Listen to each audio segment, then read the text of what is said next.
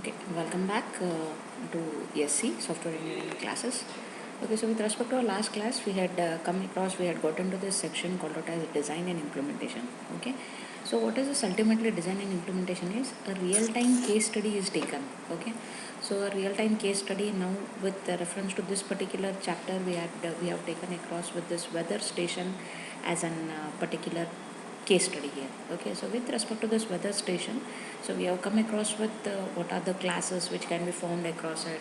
Okay, then what is called out as a subsystem, what is called out as a system. Okay, how can I model a subsystem model and how can I model a system model. So we have come across with these all things with respect to our prior classes there. So with today's class we'll get into this in more detail with respect to design models there.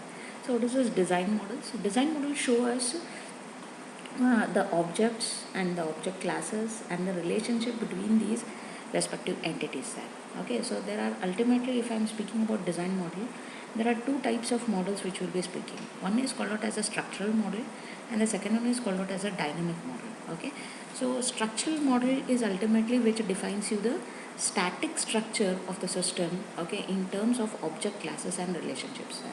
Okay, wherein I am concentrating mainly on the structural model there. Okay, whereas the second one happens to be dynamic model. Okay, so what is this dynamic model? Dynamic model describes the dynamic interaction between the objects there. Okay, structural model refers across with the static structure. Okay, so whereas a dynamic model refers or describes with respect to a dynamic interaction between the objects there. Okay, so what are the examples? If at all I am speaking about a design model, what are the different examples which gives you an justification to this design model? Okay, so that is a subsystem model.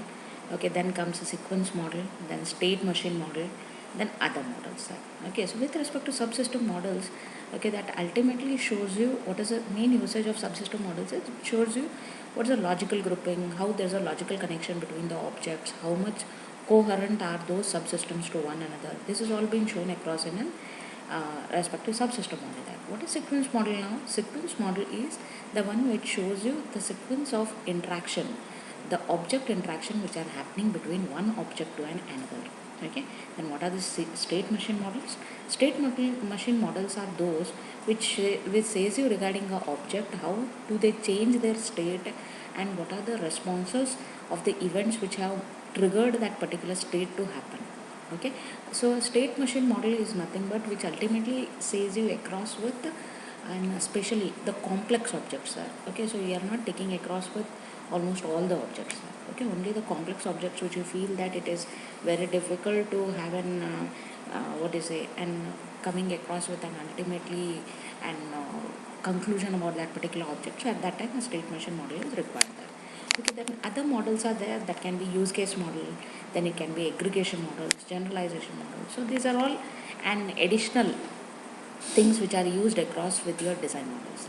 Okay, so let's come across with the very first one, that's a subsystem model. Okay, so how the design is organized into logical related group of objects, as I said you just now, it shows you. Okay, in the UML, usually if at all I'm speaking about in an UML language, that's a unified modeling language, so at that time these subsystems act as packages there. So packages, I had said you, with respect to a class, it is just a rectangular box. So on this top, if I have a small rectangular box above that and the name is given to that, and that is called out as a package, and in other words we can call it as a subsystem model there.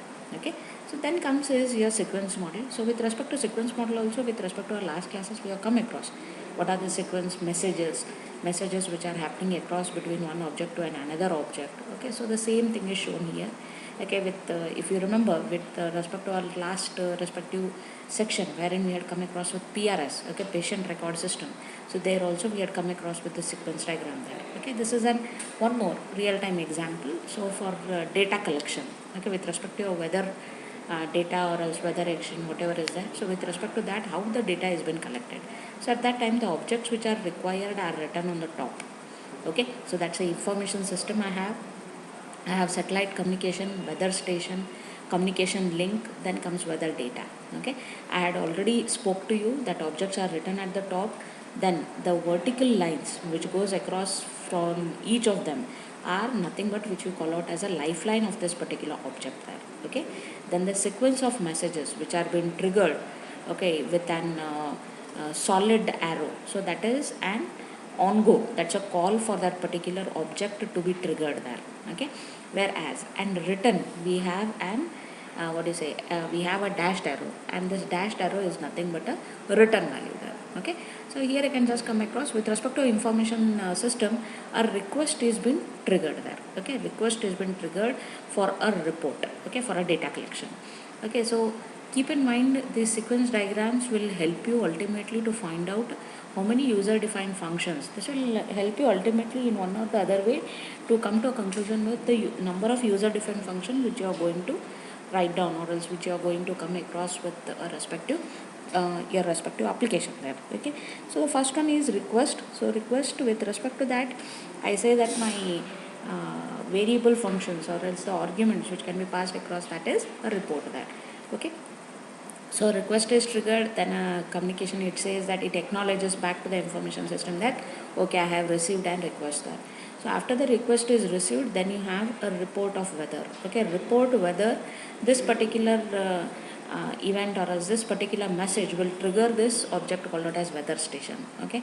Then weather station will trigger back to satellite communication saying that an acknowledgement is received there, okay.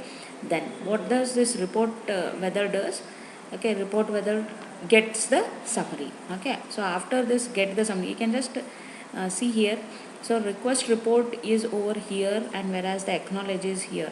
So always keep in mind one after the another, okay. The triggering, do not trigger it like request report here, report weather here only. No, don't do that. So it's nothing but after a reply is received from this, then a new message has been triggered, okay. You have to write down your user defined function also in the same way. Report weather, then get the summary, so that you are getting the summary through usage of communication links, okay. That can be any hardware links or else anything whatever is used across. And after that you have a summarization of from the weather data, okay. So once you have it summarized data, it returns back to the communication link returns back to the weather station, okay. Weather station, what does it do? It sends the report, okay. Once the sent of the report has been received by the satellite communication, it sends back an acknowledgement saying that I have received the report there, okay. Once the report has been received, so lastly to the information system we say that the reply has been achieved, reply for that particular report. Then we acknowledge that, okay. Acknowledgement from the information system to satellite communication saying that I have received the reply there. So in all, if at all, from this sequence diagram, what am I abstracting? So abstraction is nothing but we say that it's a request, then report weather, then get summary, summarize, then it happens to be summarize, then it happens to be send the report, then reply the report, okay. Then wherein we are acknowledging it. So these are all nothing but which we say it with respect to our sequence diagram there, okay. So then let's come across with this state diagram, sir, okay. So what's this state diagram?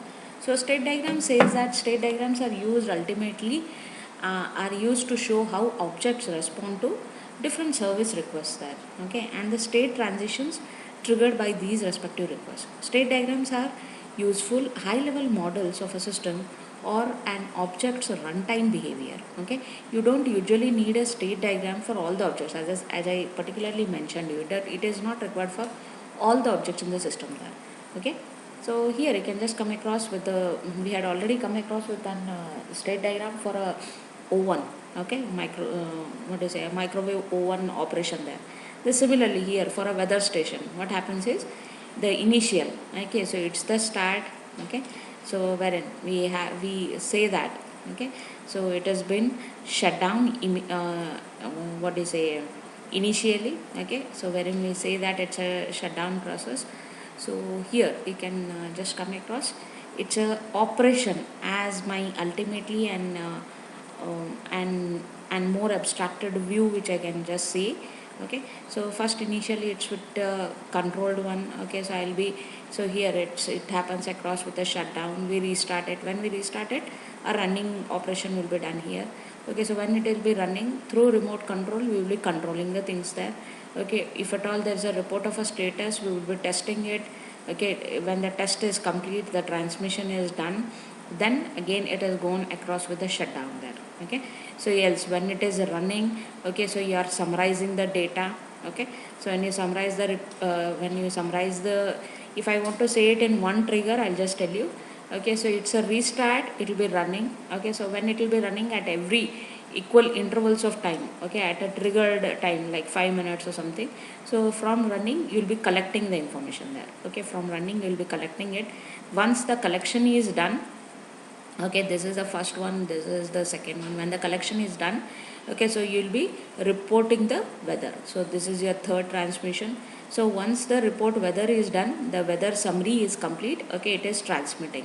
So once the transmitting is complete, okay, so it says the transmission is done. Okay, so transmission done, ultimately it reports the status. So when it reports the status, it will be tested then.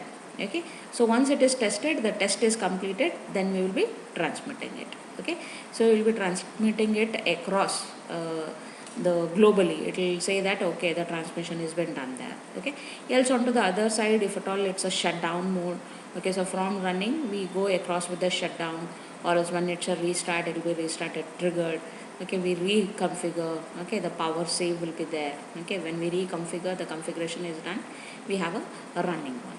So this is with your weather station state diagram as your particular thing there. Okay, let us come across with the next one, that's with the interface specification. Okay, so whenever I say interface, so interfaces are nothing but the object interfaces. Okay, so it's ultimately like the outer view which looks across for us. Okay, so it's like, for example, one interface I am requiring across with a reporting, and one more I require across for a remote control.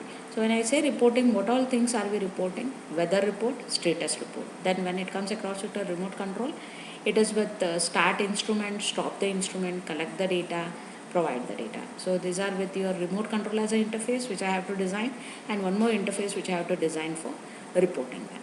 Okay, so in the next class I will tell you regarding this design patterns there. Thank you.